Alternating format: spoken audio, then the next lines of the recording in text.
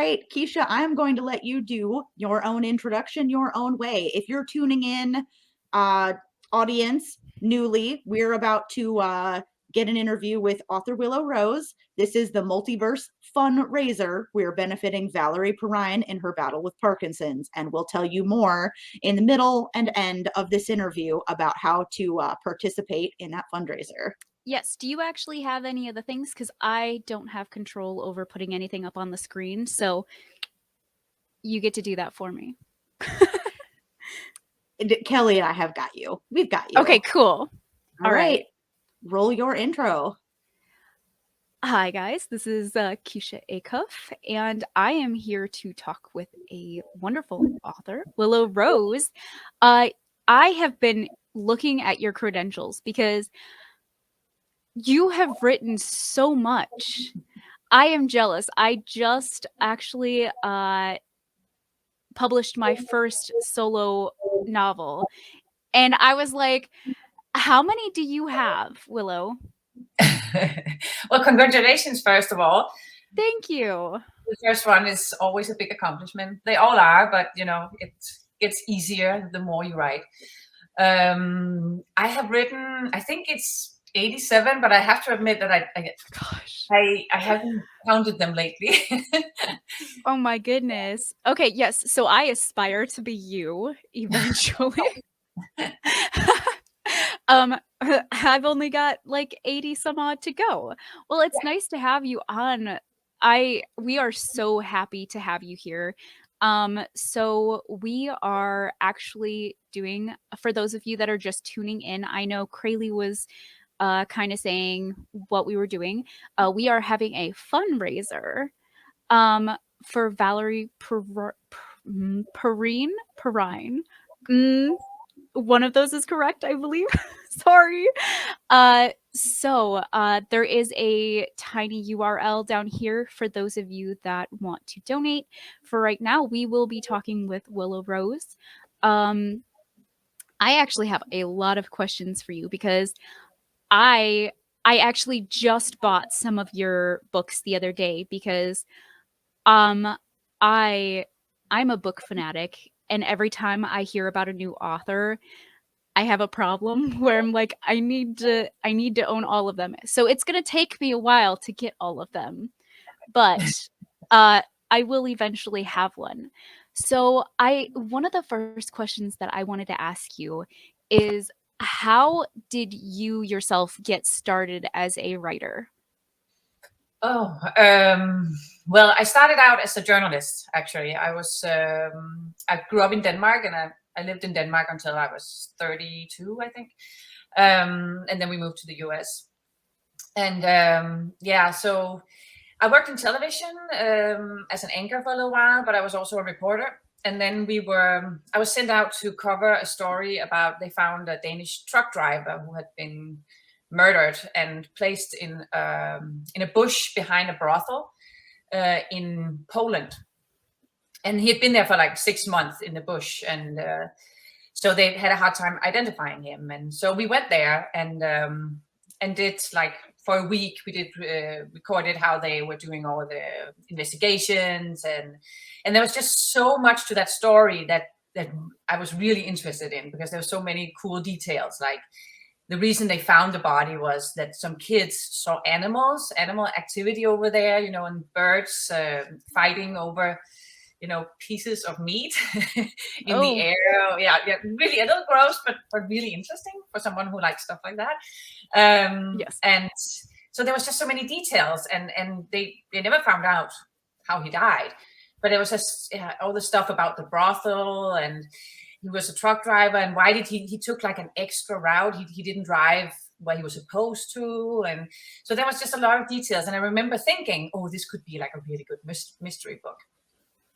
So when I was pregnant with my first child, I had this thing. I just, I want to write that story. I had been thinking about it for a couple of years. And so I started writing it. And then I don't know, I didn't know much about publishing books. So I was like, I don't want to write a book if nobody's going to publish it. So, so I sat down and I Googled publishing houses in Denmark where I lived. And then one came up, and I just pressed it, clicked it, and then I went to the webpage, and they said, do you have an idea for a book? You can submit it here. And I thought, I'm going to ask them if they think this is a good idea or not. And so I did. I wrote an email where I did like a synopsis and told a little bit about my idea. And then I didn't think about it more. Then I went back to writing a little bit. And just like 10 minutes later, I got an email back from an editor, and she was like, this sounds interesting. And I thought, oh, okay. Well, she didn't write anything else, just this sounds interesting. And then 2 hours went by, and then she wrote to me again, and she said, I'm sorry, I was a little short. I was on my way to a meeting, but I wanted to let you know that I thought it sounded really, really interesting. And then she said the words that became like a really big deal for me. She said, when can you be done? And that was just amazing, because I had to, set a deadline. So I told her 3 months. In 3 months, you will have it. And she was like, okay, I'll check in every now and then and see how it's going. And so she did. Every month she checked in and asked, is it moving forward or not? And so I felt like I had to do it. There was no excuse anymore. And so I wrote it, and then I sent it to her, and then she looked at me, and I went to the publishing house, and she looked at me and she said, it has potential, but we need to work on it. So we spent an entire year working back and forth, and she taught me everything through that process about how you write a book. Because I was a journalist. I was used to telling the story in a few sentences. Even, especially for television, you tell a story in like very few sentences. Here I had to, really fold out the story and have dialogue and do a lot more than just, Yeah, from the cat fell to the cat stumbled down the stairs while doing a cart. You got to start giving a little bit more detail. So, yes. Yeah, I completely understand that. So, you said that you didn't start writing until you were pregnant with your first child, correct?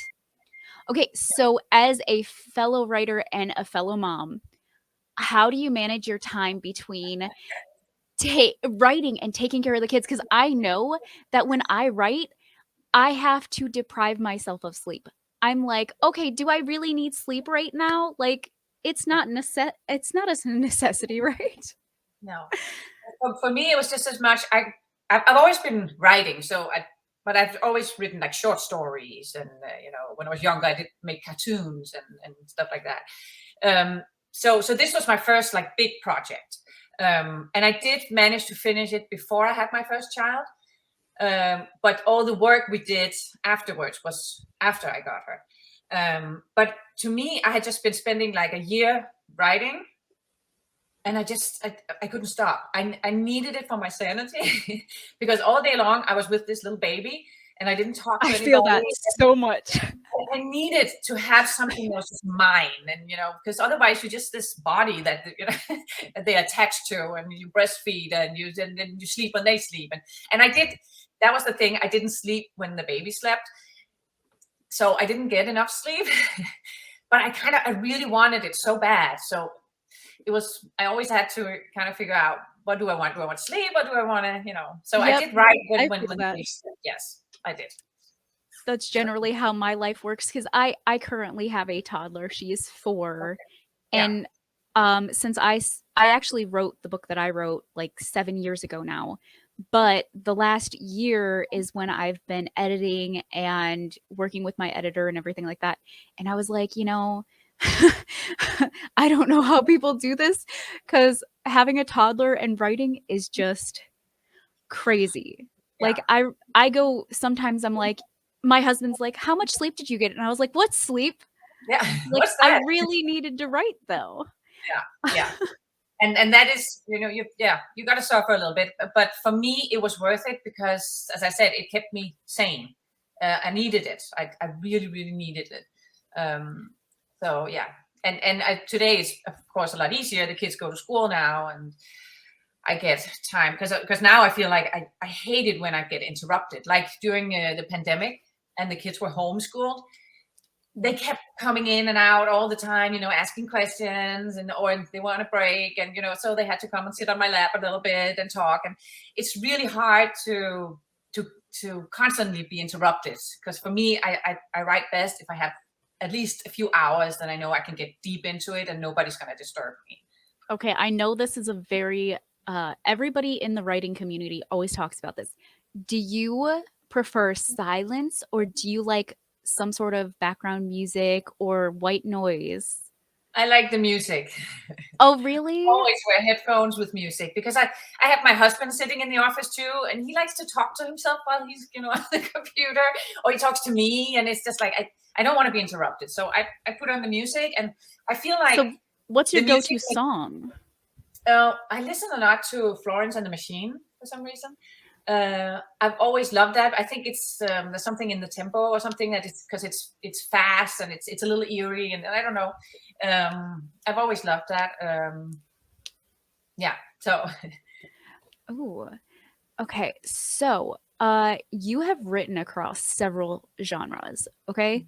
Are you okay, not counting the ones you've already covered, are you looking into any other genres other than what you currently have written?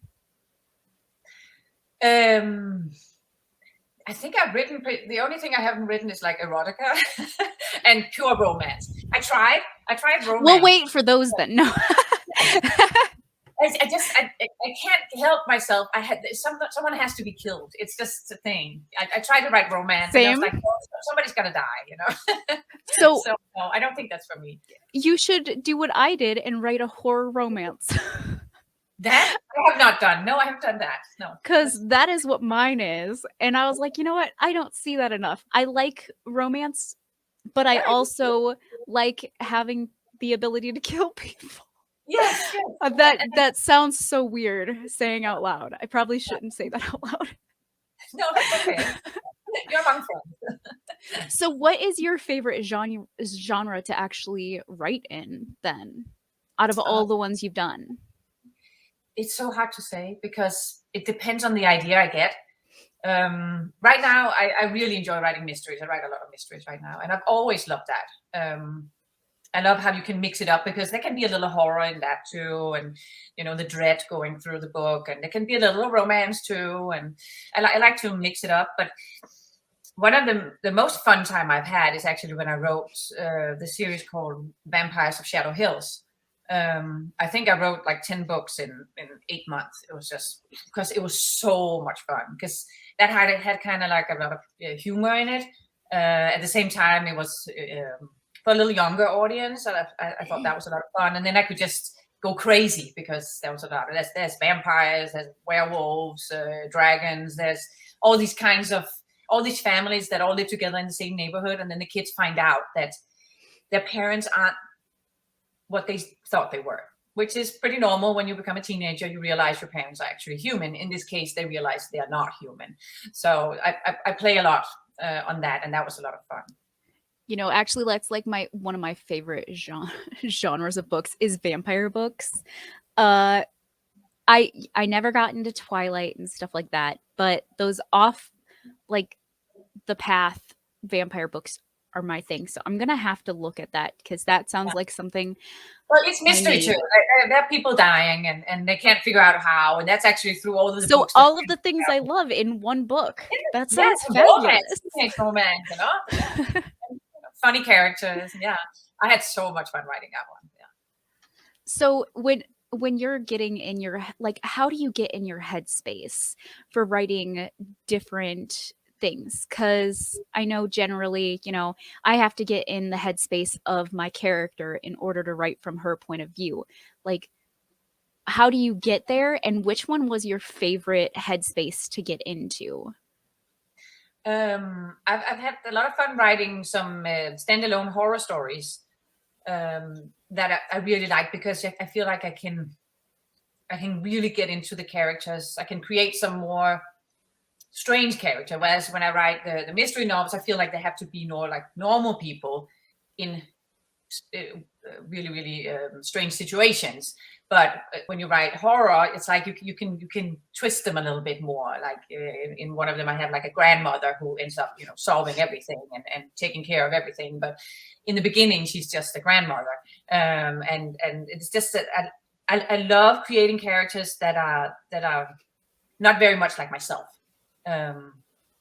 but taken often from real life, people I meet. And then I talk to a lot of people, and then I go, oh, that's really interesting. That's so interesting. I need to put this in a book. My character need to have that specific trait. They need to have that. So it's for me, it is constantly going on. It's always going on when I'm with people, when I'm without people. It used to be when the kids were younger, when I was playing with them on the floor, I would always get like ideas for characters, and then I'll be like, oh, she would be doing very well in this setting, or oh, that would be fun too. I like to just, it's hard to explain because I have all these things in my head, all these people in my head, but I don't know always where to put them.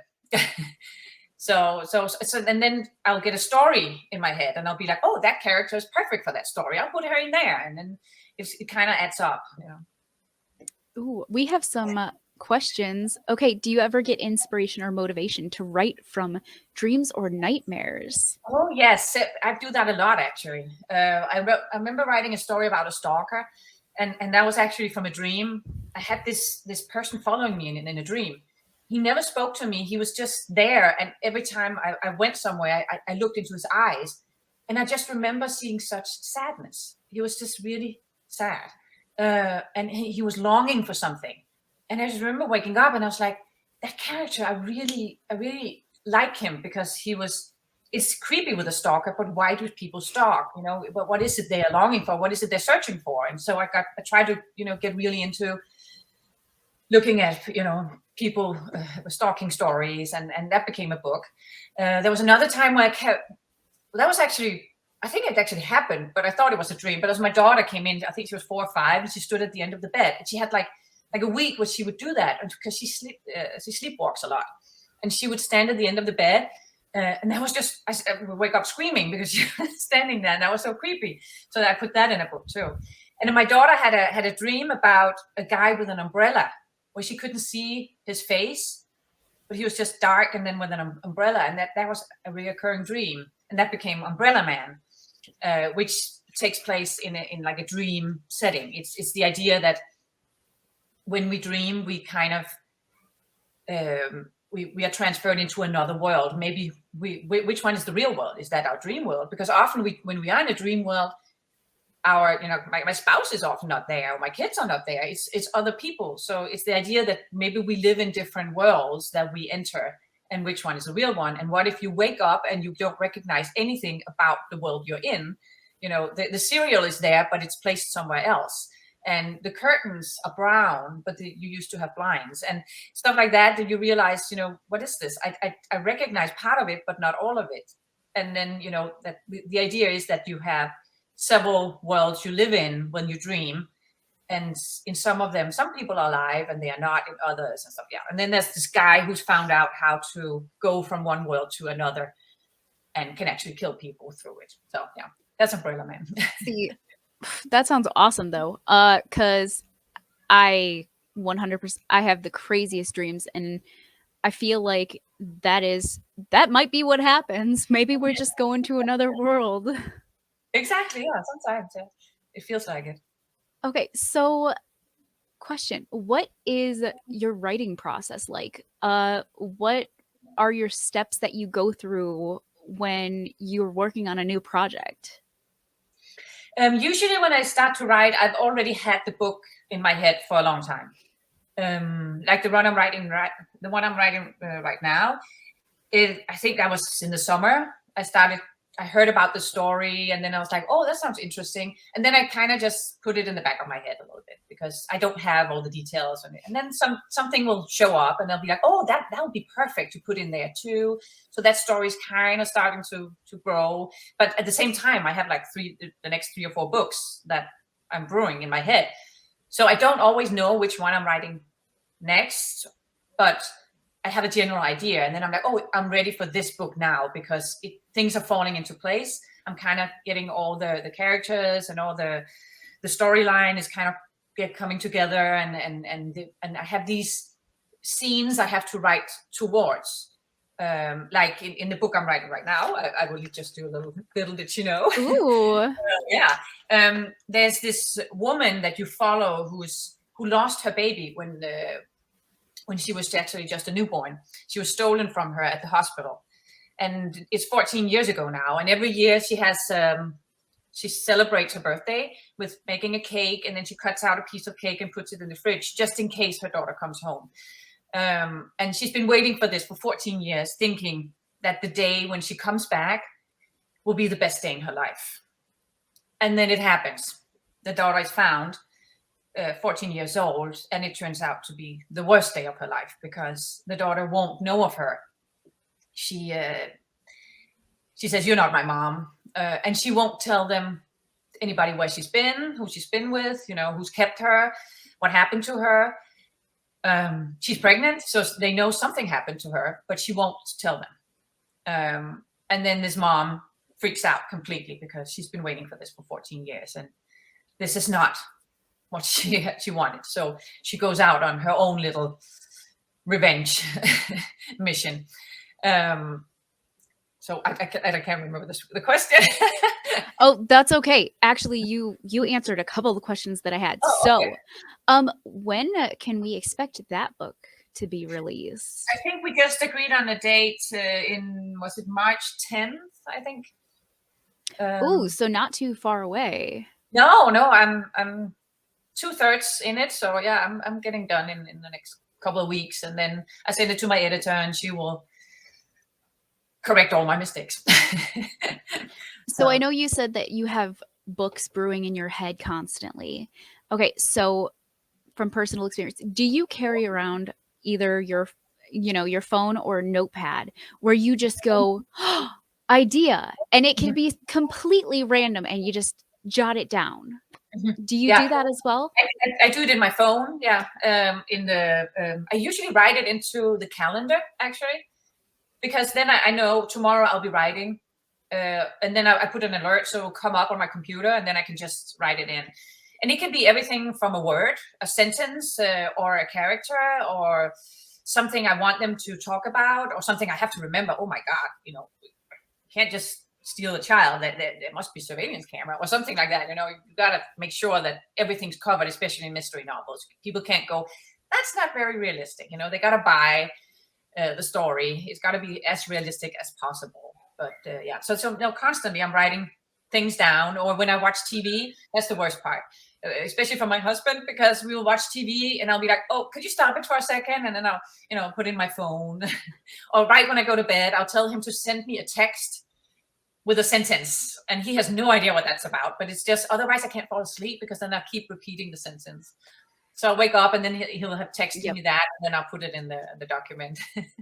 So it used to be a notebook, but the phone is way easier, I think. It's more convenient. Yeah. Yes. I feel that. I have like 50 notebooks just sitting around me right now, and they are all like, I've just got words written randomly on it because I keep writing down different books that you talk about. That way I can look them up later because it's definitely my genre of writing. And so I'm like, yes.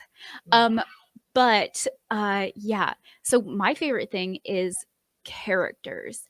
Okay, so who is your favorite character that you formed, and you love?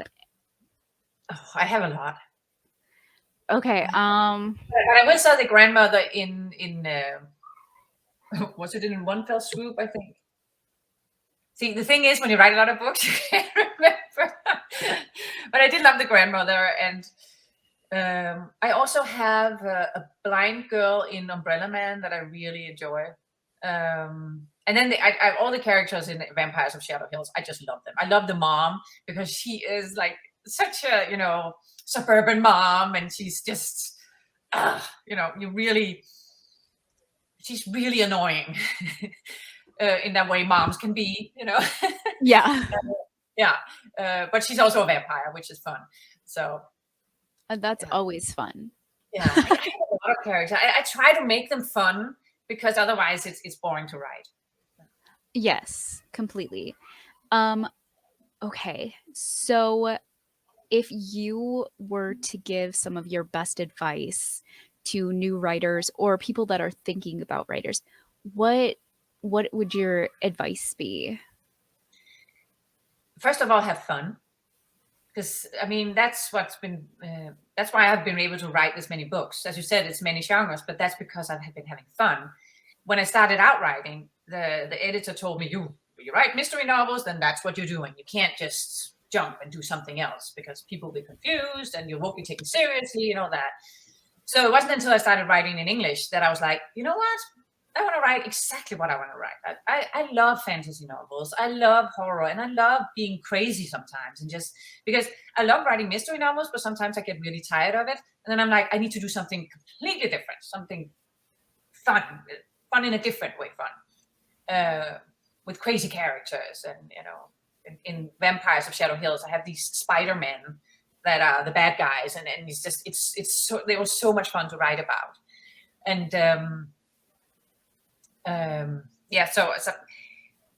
so writing in different genres has been what's making it fun and made sure that I didn't kind of burn out. So have fun and then read a lot. I read as much as I write. I think that was Stephen King who said that at some point. You gotta read as much as you write, and so I took that very seriously. So I'm constantly reading and stealing too, because you find a sentence somewhere and you're like, oh, that's a really cool sentence. I like that. The way that would fit well, and then maybe just change a word or two. But the way they build up the plot or whatever, you can always learn new stuff from other writers. Yes. And then enjoy it and don't listen to critics, because there's a lot of critics out there, and you just do you. Somebody actually, since I just had my book come out at the beginning of the month, somebody was sitting there talking to me and they were like, I loved your book, Keisha, but feel like I would have loved it more if I was a teenager. And I was like, well, I was pretty much a teenager when I wrote it, so I guess that makes sense. Yes. Well, that's okay. Yeah. And you will be surprised at the people reading your books, because then I wrote a series called Afterlife series, and I thought that was a teenage series because she's a teenager. But the people who read it and write to me about it, they are all like 40s, 50s women. And so I was like surprised at that. Actually, one of my favorite things to read is young adult. Oh, I like that too. And I mean, I'm not as young adult as I used to be, but I really like reading in that category because, I don't know, it's my happy time. I like to go back there. And reading is supposed to transform you into a different world. Exactly. And so it's the freshness of young adult. It's not been ruined by that it has to be in a certain way. That's what I don't like sometimes when reading authors who's been out for a long time or been really established, is that sometimes it gets they kind of want to be like the elite or literary, or they want to be pompous. I like it. I like this to keep it clean. The stories for me is the story, and the plot is the most important thing, and the characters, of course. But it's not whether or how I describe a flower, or I'm not. It's not word porn. So I like to be really straightforward in my writing. Okay, since we're halfway through the show, I want to take a second and explain to people who might just be tuning in right now. First of all, we're talking to Willow Rose, who is an author. Awesome. But we are here for the Multiverse fundraiser, raising money for Valerie Perrine. And if you guys follow the link at the bottom of the screen, the tiny URL, you can donate to the fundraiser.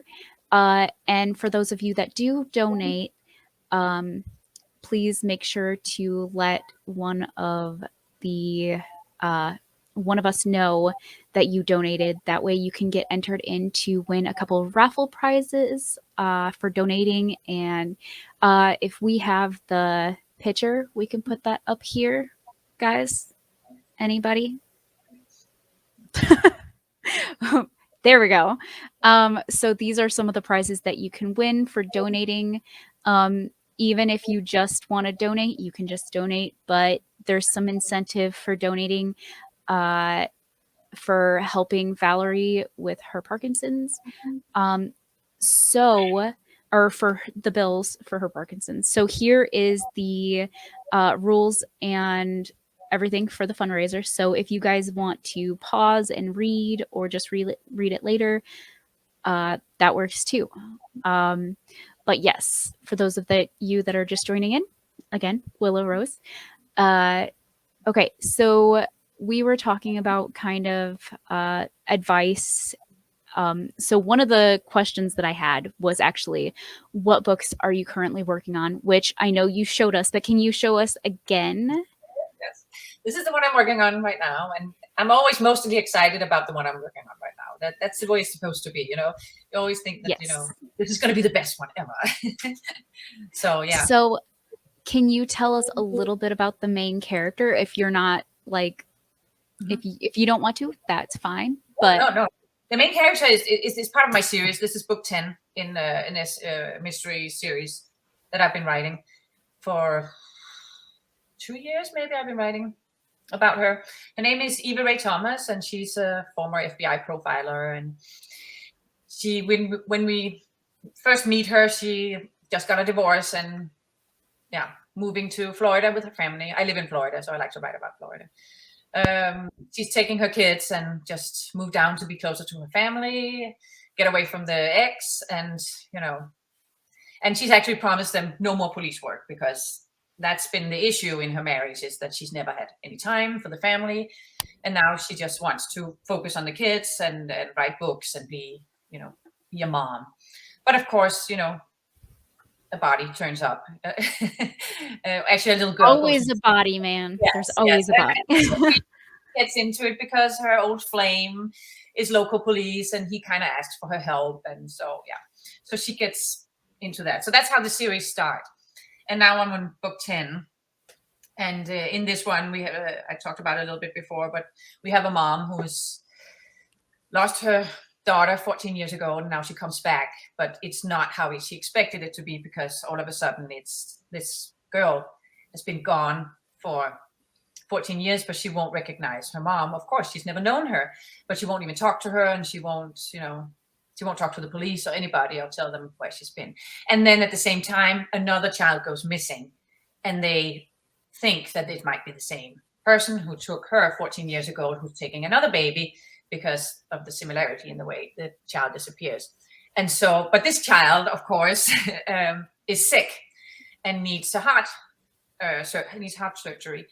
So if they don't find the child in time, she won't survive it. And so they have to find the kidnapper. So they have to have this girl to tell them, where have you been? And she won't. So that's why they bring in Eva Ray Thomas, because she is FBI profiler, so she can make a profile of the kidnapper. And she herself has just gotten her sister back after her sister was kidnapped when she was 5 at a supermarket. And she just got back into her life in one of the previous books. And so they kind of figure maybe she has a way of getting to this girl and talk to her and get her to open up or somehow solve this mystery. So, yeah. We're definitely going to have to check it out. So I know you said you've written you've written a lot. We know that. Have you ever written like more of a kid's book? I did write a fantasy book that is for like middle school, I'll say. We called it The Eye of the Crystal Ball back then. I think it's called Song for a Gypsy now, because we changed the name a couple of times. And it's a very much a fantasy, cute book with a lot of animals in it, and like a big speed talking snail and stuff like that. Yeah, it was cute. Because I have a 12-year-old. That would be the age for it. Yeah. Okay, that is awesome. Okay, so I'm awful at organization, by the way. Just throwing that out there. Okay, so when you write, do you put pen to paper, fingers to keyboard, or use some form of voice to text to get it out of your head and onto the page from Curious Idealist? It depends on where I'm at. If I get an idea, then I'll put it in my phone, in the calendar, and then it'll pop up when I do sit at the computer the next day. I usually work when the kids are in school. So as soon as they are out of here, I sit down. Sometimes I go surfing, but then after that, I'll sit down and then I'll continue where I left off. But then, and usually it's on my computer.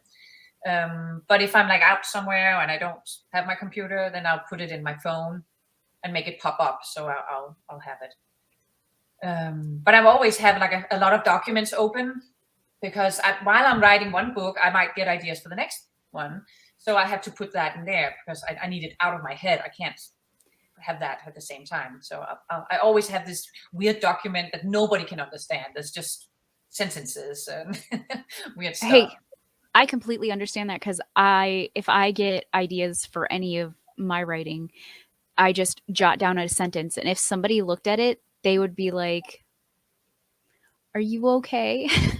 Did you forget how to word?" Yes, I remember taking pictures. Sometimes I'll take a picture for my friend and say, if she'll ask me, what are you doing? I'm writing. And then she'll zoom in and she'll be like, what is that? That makes no sense. Like, don't worry, it will in the end. So other than writing, is this your full-time job, is just writing? Yeah, it is. That's awesome. It's all I do, yeah. It didn't used to. I used to be a journalist too, but the last many years, it's actually what's been, supporting my family, and yeah, we live off it. Awesome. All of us that are writers in the community are probably like, oh, that's my goal. So we've only got like 80 more books to go before that. I mean, I did start earning money before I reached 80, but I will say writing series that's where, if you want to make money, that's where they are at. Because I did write a lot of standalone books, but usually they don't make as much. If you have a series, people really like to binge read. They like, if they fall in love with your character, they'll continue. And like you said, when you fall in love with an author, you go back and you read almost everything they've written. And I see that a lot. If someone, gets one of my Eva Ray Thomas books, later on they'll go back and then they'll get all the other series. And I'm sorry, but that's where the money is. So... And I will say, remember to keep track of your characters, because all of a sudden you have 10 books in a series and you go, oh my God, there was this girl in book 3. Can't remember her eye color. Or did she have a sister? So I have a document that's just called Eva Ray Thomas info, and every time I present a new character, I will write them in this document, and I'll have just briefly about them. Every time I finish a book, I will have all the new characters in this document, because otherwise and then with which book they first occurred in and stuff like that. So because otherwise it becomes like this thing you can't remember, and then you have to go back and read your own book, and you don't have time for that. So make a document with all the information, what color eyes they have, how many siblings they have, the parents, all that stuff, because you can't remember.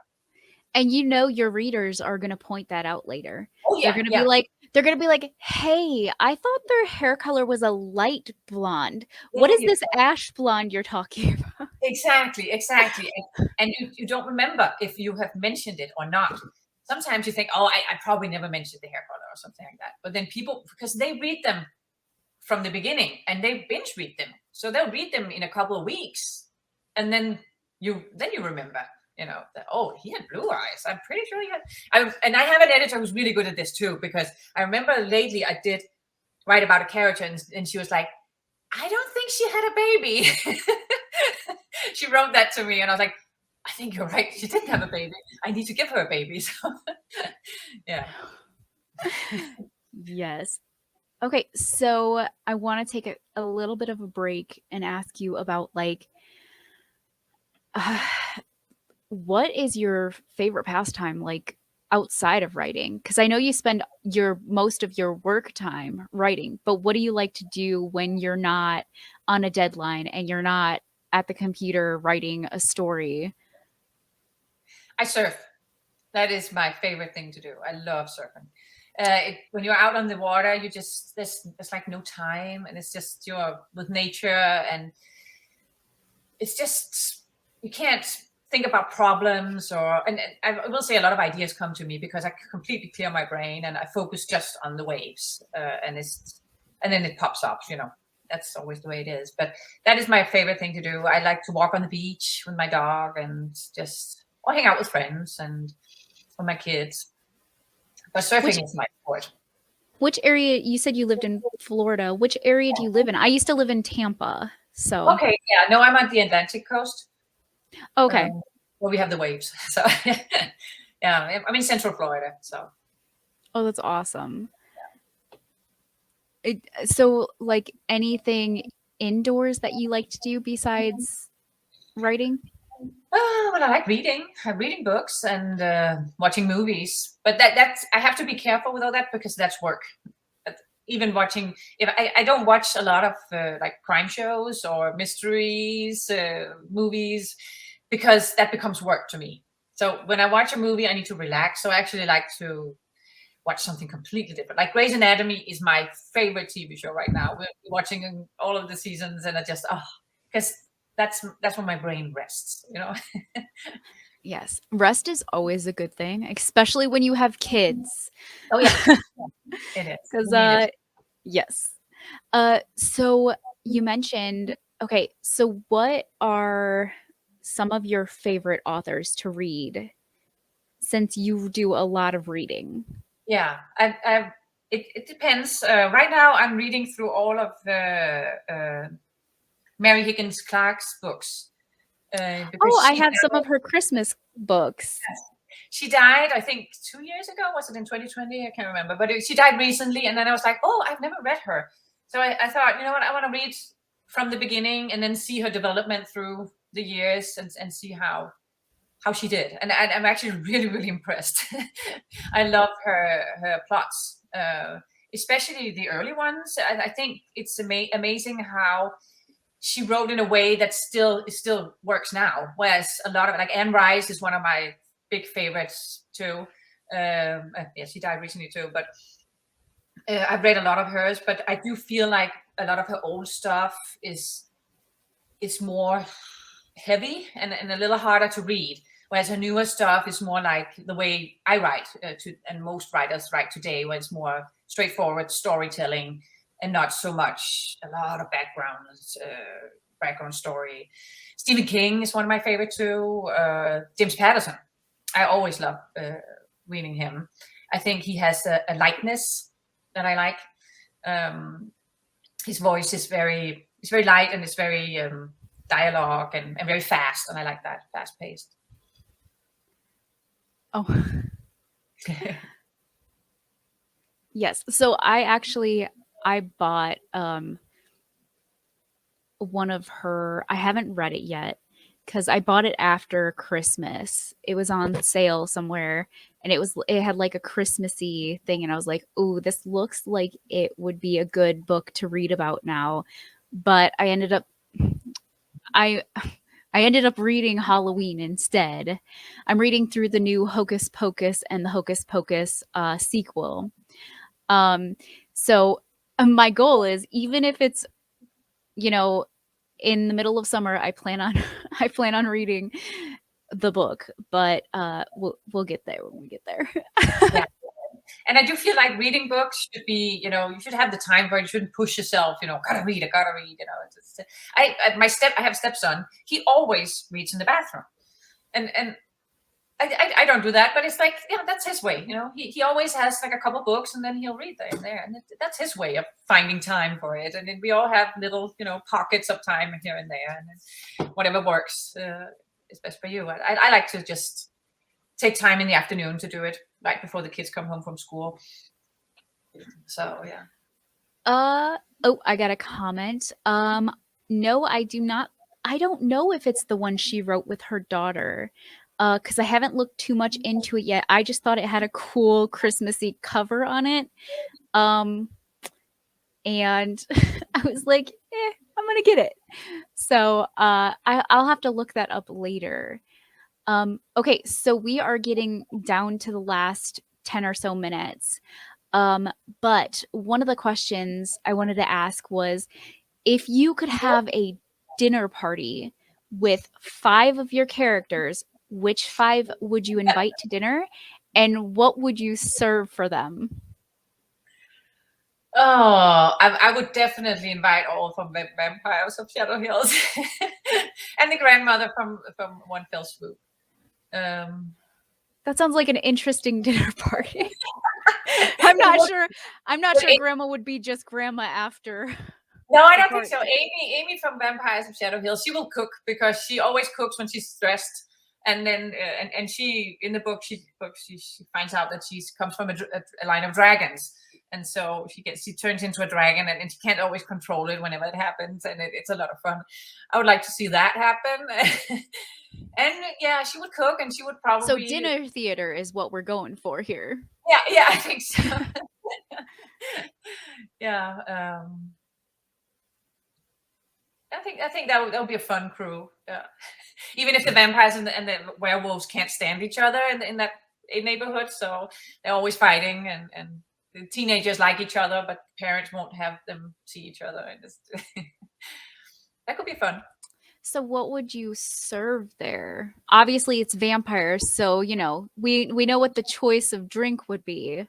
Yeah, but they in the books they have these blood drives that comes and brings them, and they go to these restaurants, but they're served really, really rare blood. I can't remember the most rare blood type but I looked it up, and then I'll serve that for them because that's like a good wine, And you want to be fancy.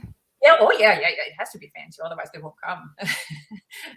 So, and then some meat probably. Yeah, the werewolf family, they're very into meat, and then the vampires, they don't eat meat at all. It's like, and I can't remember Amy what the dragon family they used to like to eat, but yeah. I'll probably serve them frikadella. That's a Danish dish, and meatballs that we usually make. Most people like that.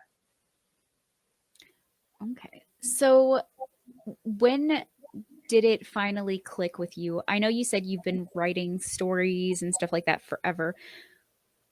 Was there a certain point in your childhood that you were like, I really like to write, and it kind of just clicked? Or was it not until you were older? No, I remember in high school, as an assignment, our teacher told us to write a short story, a couple of short stories.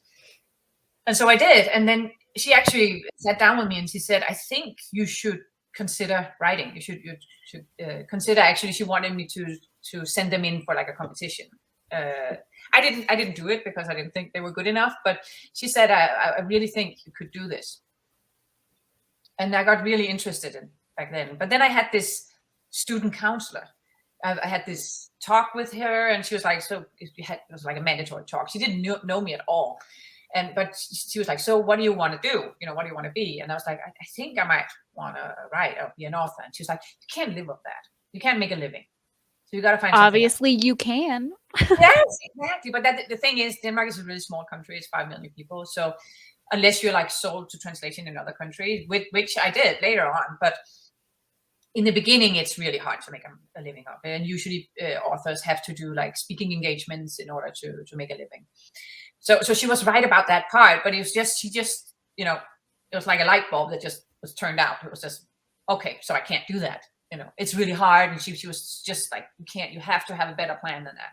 So that's why I chose journalism, because I thought that was the closest I could get to, create stuff. So I like to tell stories, and I like people, and I like to tell stories about people. I would rather make them up than tell about real people, but I do use that now too. A lot of characters and situations are actually real, and I always put like a dear reader at the end of the book, where you can see links to, because a lot of times people go, yeah, that's a good story, but I mean, come on, that would never happen. So I would put links to it. Actually, you might think this is way out, but no, it actually happened. So, and then I'll put a link so you can click it and you can actually read about how it happened, maybe back in the 70s or something. I'll find an old story that's interesting. So I do use my journalism a little bit in that sense. Yeah. So that's been my journey. I've always wanted to write, but I didn't think it was possible. What inspires you to keep writing like you do? Because you have written so much. And a lot of people, they burn out quickly, and they're like, okay, I've gotten a couple series or a couple books down, and then they're like, it would be cool if I never saw words again. But for me, it becomes more and more fun, I think, because I can feel how I get better and better at putting the plot together and creating new characters, and I can claim one out because I have an audience now, so it's fun. And I don't think I have a choice. I think I have to write, no matter if people read it or not, because I love it so much. This is when I truly come to life. Around Christmas, I don't write. We do Christmas and the kids are home and all that. And afterwards, I'm like, oh my God, I can't wait to get back in the chair. I can't wait to sit and write. And it's constantly going on inside of my head. So I think it's something I would do forever. People ask me, so what about retirement? I'm like, retirement? I expect to be writing, hopefully, like Mary Higgins Clark, till she was, 93, and she published her last book, and then she died. I think that's how I want to go. I want to be writing till the end, till my brain won't work anymore. So having fun inspired me. As long as it's fun, I'll keep doing it. Okay. So I'm curious. The stack of books behind you, over to your side. This one? Yes. Yeah. Okay. Yeah, is that like a to be read or currently reading? It's books that I've been. Oh, I remember in this book there was something about this. I need to go check it out. So I go up to the bookshelves, and then I find it, and I go, and then I put in these little cow, apparently. I don't know where this comes from, but it's like a bookmark. And then I'll go, oh, okay, so I'll find it, and I go, I need to see how did he solve that problem. So this is a James Patterson. It's no big bag. There's no one. I love that bookmark. Yeah, when you have kids, And then I just put it here because, and I forget to put it back. So all these. Oh, this one, I'm like, I've never read this one, but I love the movie. So I was like, I need to read it. Fried Green Tomatoes at Whistlestop Cafe. I love I've seen the movie like 100 times. So I wanted to read it because it's such a good story and the characters are so good. And then there is this one. It's one of my favorites too. It's Dolores Claiborne by Stephen King. Oh, see, you know what? I just need to do shows like this more often because my daughter's name is Dolores. And twice today I've heard two different people say Dolores. And I never hear anybody say anything about the name Dolores.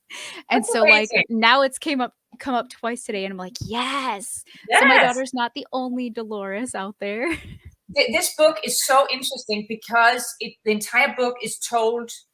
It's like a person telling the police what happened.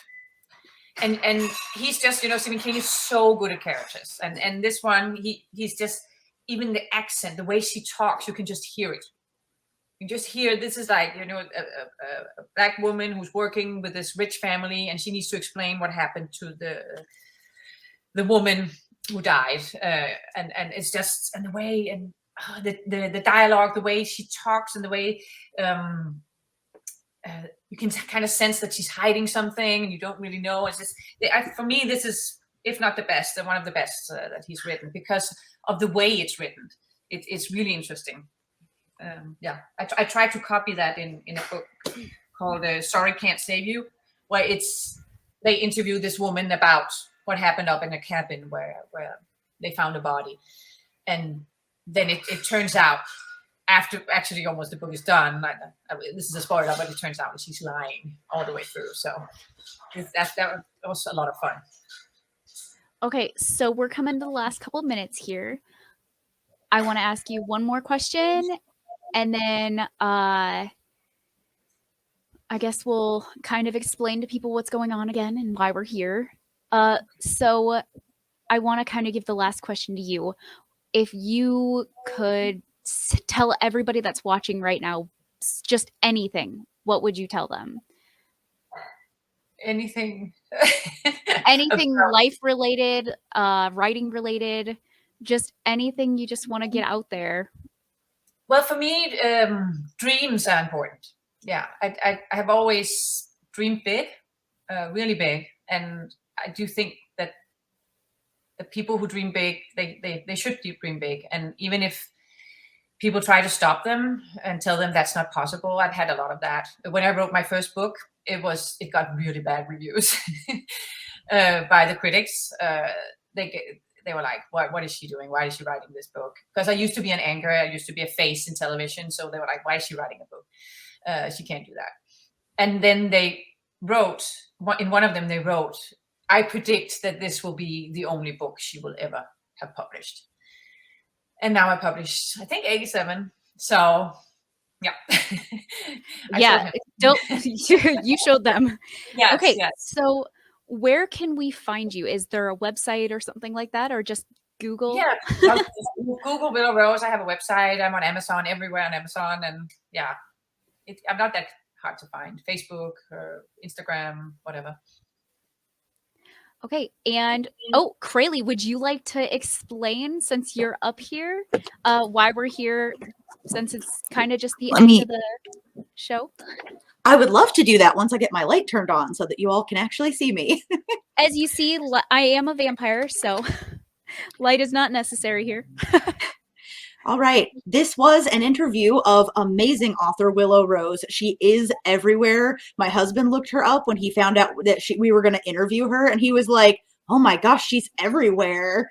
Like, he was helping us write celebrity bios for the website while I was busy, and he was just like, I want to check out this Willow Rose author. How have I not read her yet? She's everywhere.